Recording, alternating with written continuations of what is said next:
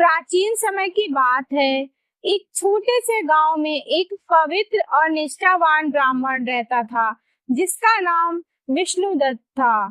विष्णुदत्त और उसकी पत्नी लक्ष्मी भगवान गणेश के परम भक्त थे। वे प्रत्येक संकष्टी चतुर्थी का व्रत करते और पूरे विधि विधान से पूजा करते थे।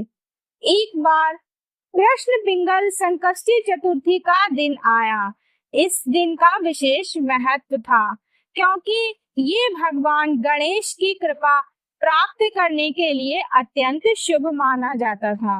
विष्णुदत्त और लक्ष्मी ने अपने घर को स्वच्छ करके भगवान गणेश की मूर्ति स्थापित की और उनकी विधिवत पूजा करने का संकल्प लिया।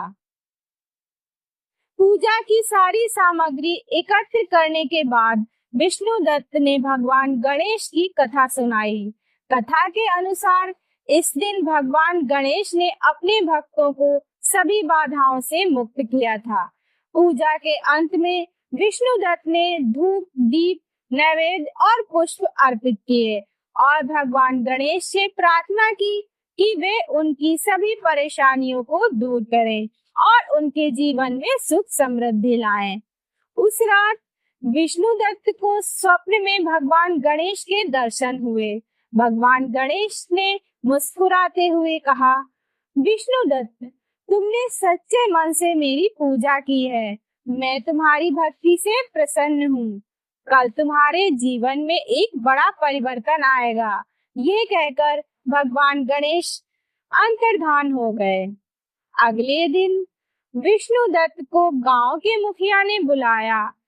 मुखिया ने बताया कि गांव के राजा ने उन्हें एक विशेष कार्य के लिए चुना है।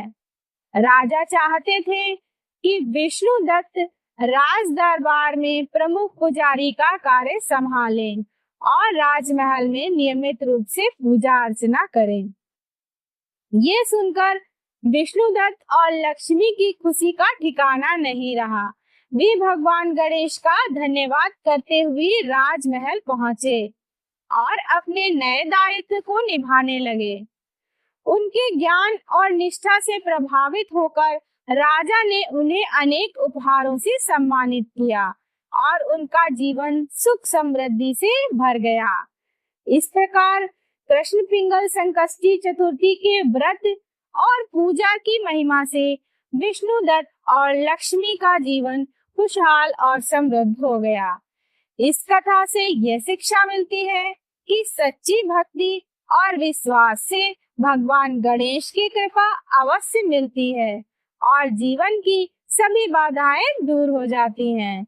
विष्णुदत्त और लक्ष्मी अब राजमहल में नियमित रूप से भगवान गणेश की पूजा अर्चना करते थे, उनके कर्तव्यों का पालन करते थे और वे कभी अपने गांव और वहां के लोगों को भी नहीं भूले। वे गांव की भलाई के लिए भी समय निकालते थे और हर संभव सहायता प्रदान करते थे। राजमहल में उनकी प्रतिष्ठा बढ़ती जा रही थी। राजा और रानी ने विष्णुदत्त की भक्ति और पूजा के महत्व को समझा और राजमहल में सभी धार्मिक कार्यों के लिए उन्हें प्रमुख पुजारी नियुक्त किया। विष्णुदत्त ने अपनी जिम्मेदारियों को पूरी निष्ठा और समर्पण के साथ निभाया, जिससे राजमहल में शांति और समृद्धि का वातावरण बना रहे। एक दिन राजमहल में एक गंभीर संकट उत्पन्न हो गया। राज्य में अकाल की स्थिति उत्पन्न हो गई और प्रजा भोजन और पानी की कमी से जूझ रही थी। विष्णुदत्त ने ये स्थिति देखी और तुरंत भगवान गणेश की शरण में गए। उन्होंने संकष्टी चतुर्थी का विशेष व्रत रखा और भगवान गणेश से प्रार्थना की कि वे राज्य को इस संकट से उबारें। पूरे राज्य में विष्णुदत्त के नेतृत्व में संकष्टी चतुर्थी का महोत्सव मनाया गया। सभी ने उपवास रखा और भगवान गणेश की पूजा अर्चना की।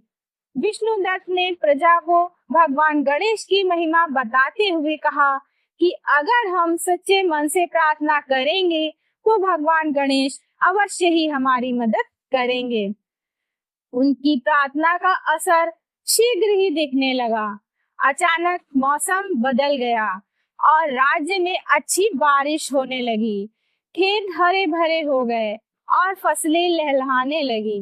प्रजा ने राहत की सांस ली और सभी ने विष्णुदत्त और भगवान गणेश का धन्यवाद किया।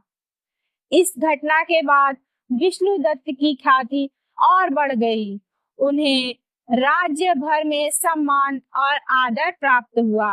उनके पास दूर दूर से लोग अपनी समस्याओं का समाधान कराने आने लगे। विष्णुदत्त हर किसी की मदद भगवान गणेश की कृपा से करते और सबके जीवन में खुशहाली लाते।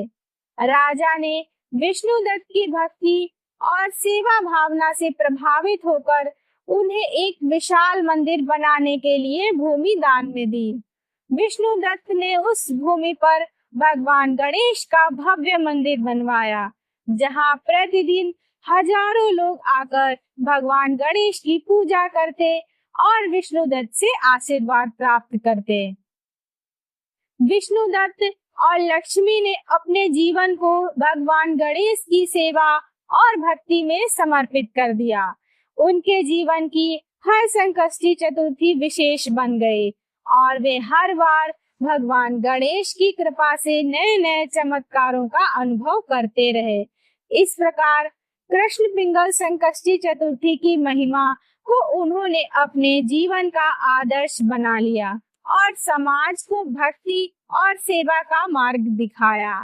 विष्णुदत्त और लक्ष्मी की कथा आज भी हमें ये सिखाती है कि सच्ची भक्ति और श्रद्धा से भगवान गणेश की कृपा अवश्य प्राप्त होती है और जीवन की हर कठिनाई का समाधान मिल जाता है। उनके जीवन का यह प्रेरक प्रसंग हमें विश्वास और समर्पण के महत्व का एहसास कराता है। तो दोस्तों, हमारी आज की कृष्ण पिंगल संकष्टी चतुर्थी की कथा आपको कैसी लगी हमें कमेंट द्वारा जरूर बताएं। वीडियो अच्छा लगा हो तो वीडियो को लाइक करें, चैनल को सब्सक्राइब करें और बेल आइकन को प्रेस करना ना भूलें। तो चलिए मिलते हैं अगले वीडियो में एक नई कहानी के साथ। तब तक के लिए ओम गणेशाय नमः।